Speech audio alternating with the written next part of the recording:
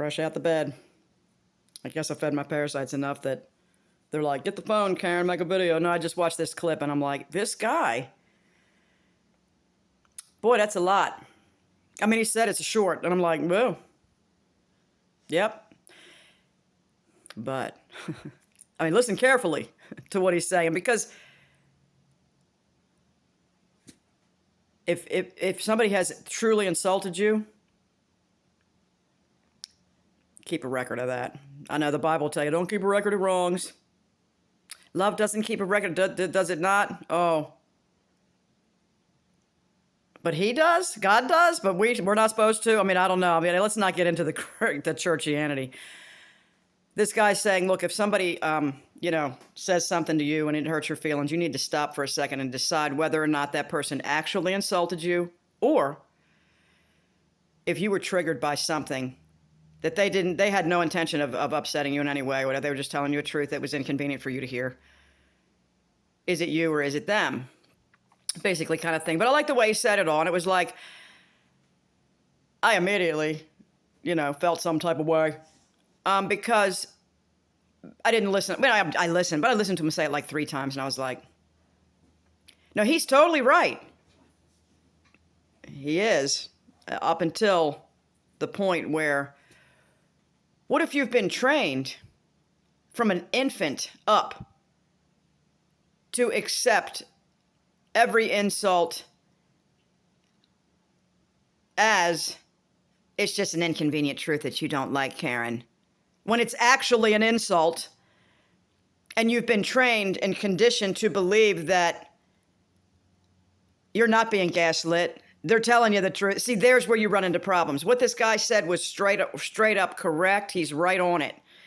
Because he said, think about it. Have you been insulted? Or were you just triggered by some painful incident in your past? He said, and it's up to you to get over that and move past it and whatever. Yes.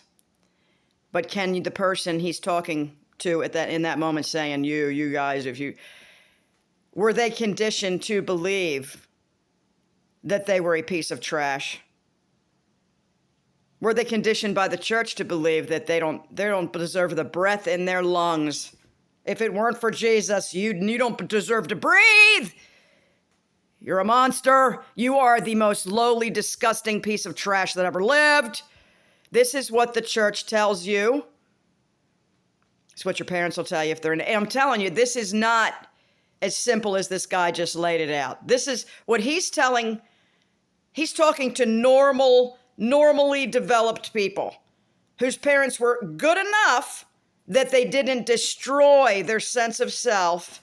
He's talking to those people because they can determine for themselves whether or not they were just insulted or whether or not they were triggered by something and they need to work on themselves. And the person speaking to them was giving them constructive criticism or whatever the case was.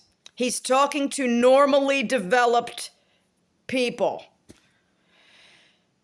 So that's where when you get somebody like me and others like me that have been conditioned to believe that they were the sole reason for the crucifixion of Christ. I love when they tell you that too. You. If no other person he ever wanted to choose from the beginning of the earth to the end of the earth, if he had ever chosen, and he only wanted to choose you, Karen, he'd have did this for you. You are the sole reason for him getting beaten to ribbons and shreds and hung on a cross, and he hit you. Then run what this guy said by that person after they've been conditioned with that. It's not going to mean the same thing. It don't hit the same way. It don't hit the same way as it did 25 years ago or whatever. Again, it just doesn't. So what I'm hoping is that all the people that see this clip of his are not, many will see it and be like, because he's right. He's right for those who normally can, mathematically cut through the bullshit. It is a correct statement. I enjoy what he said. Well, I'm not gonna enjoy it, but I approve the message as long as you can truly see. If you can't truly see, then what he said means To the person who's living in swimming in gaslighting by everybody around them in a narcissistic family dynamic, what that guy just said is like, get over yourself. Get over yourself. You're such a pussy. Get over yourself. Get over yourself. And these people will run you into the ground and insist they're not insulting. I'm just telling the truth, Karen. I'm just telling the truth. Really? Really, mother? Was it the truth? Was it the truth? I got Munchausen. Yeah, I haven't got over that yet. I've got Munchausen and Munchausen by proxy. I got them both. No, I've not gotten over that yet. That is deeply insulting to someone who runs around and patching up everybody's pains and sores and aches and that is highly insulting to someone. Of course, that was as deep as she could take it. She couldn't go any further than to insult the core of my being, which is wanting to stop suffering everywhere I go. How dare her say that the reason I did that was solely because of my extreme mental illness and wanting to see myself as a hero. No, I wanted to avoid hell and everybody to avoid hell. Please, please, let's not go to hell, everyone. Does that sound like Munchausen to you? It sounds like spiritual abuse. To me, in hindsight, terrified for those around me, for hellfires. Terrified!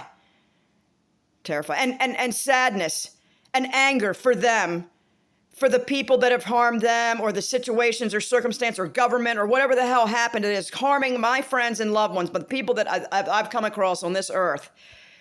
And to try to alleviate some of their suffering and to be told that in and of itself was a mental illness, that I was just trying to get kudos from the world. What the fuck are you talking about? Okay. That's my problem. I'll deal with that. But the triggering was caused by conditioning. Because if I wouldn't have been conditioned to believe that I was the stupidest bitch that ever lived and the most worthless thing that ever lived, then when I heard that, I would have belly laughed when I was accused of having that, instead of becoming utterly enraged beyond all imagination. You have no idea how enraged. I mean, I was enraged. Precisely what she wanted when she told my daughter these lies about me and then had my daughter call me up and tell me about it. My daughter was caught in my rage.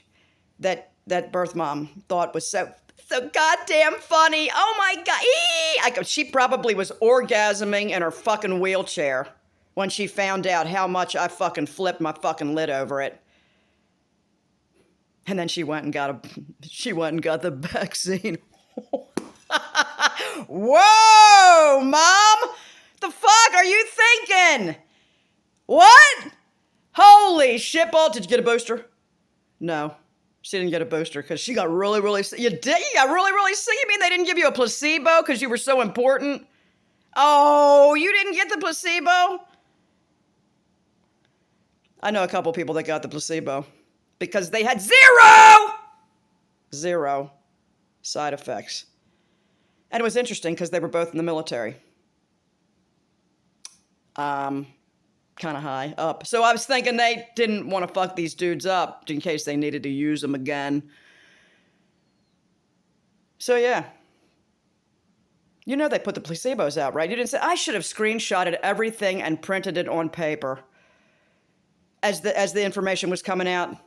Like the masks were useless and the CDC said so and yada yada. I should have screenshotted it. I did. I tried to tell me, where is it, Karen? Where's it? It's on their site. It's gone now. I should have screenshotted it. Because, yeah, they said those receiving the placebos were to be considered fully vaxxed.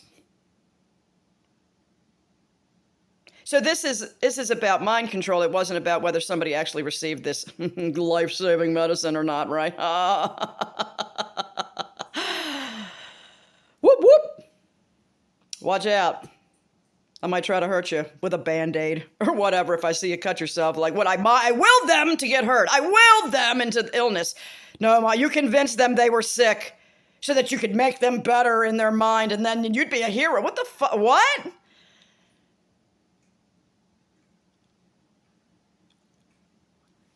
Don't let me help you. I'm a danger. I am the danger. Danger mouse. Danger mom. I swear. Which is why I can't help anybody else.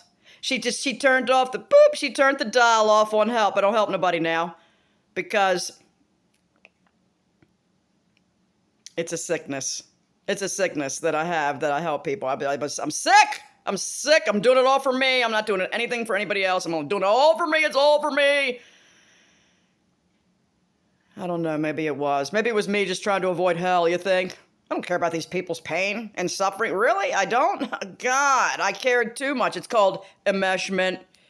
That's the sickness. Not the pretend, want to be a hero, but the enmeshment. Not understanding that I was sovereign in and of myself. I had a separate worth. I didn't have to be plugged in to every person I ever ran across and their soul's destiny and their body's destiny. That was called enmeshment, mother, which you would not understand at all because you have been enmeshed with no one ever. I don't think it's necessarily a terrible thing, but when it's all the time and everywhere you go, it's a problem. You don't even know what it's like to give two shits about your kids. I mean, not two shits. Not a shit here or a shit there do you give about any of your 3 children. Or else you wouldn't have done everything you could in your disgusting power thing that you had going on to destroy relationships between me and my kids. What the fuck were you thinking? You played with Paige too long. You told her she was a stupid bitch for spinning on the pole. Then you couldn't fucking handle it. Jealous bitch. God, what is your problem? Peace out. Came for you. Took me 51 years. Begging you. Oh, I just had to love her. I wanted to love her so bad.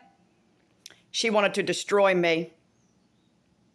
She came this close, but you didn't. First, she wanted to destroy my marriage. And going, do you really love him? Do you really love him? She said. What kind of fucking question is that? I knew her 3 weeks in person before I realized that, oh my God, I'm in trouble. And then it wasn't even 3 full months before she tossed me out of my ear after buying me a $5 gift for Christmas. I was just like, what? She had decided before the 3 weeks and before she came to Baltimore that she was already done with me and that she couldn't wait to get her claws on my kids. I mean, now I see the whole thing unfold. And I'm like, I wish they'd have been able to see it sooner. Well, my son did. Imagine that. Well, because he was right there. He heard her bellowing over the phone like a psycho that morning. Anyway. Peace out, bitch. I hope your booster doesn't get to you too quickly. You need time to think about these things. Good luck with it.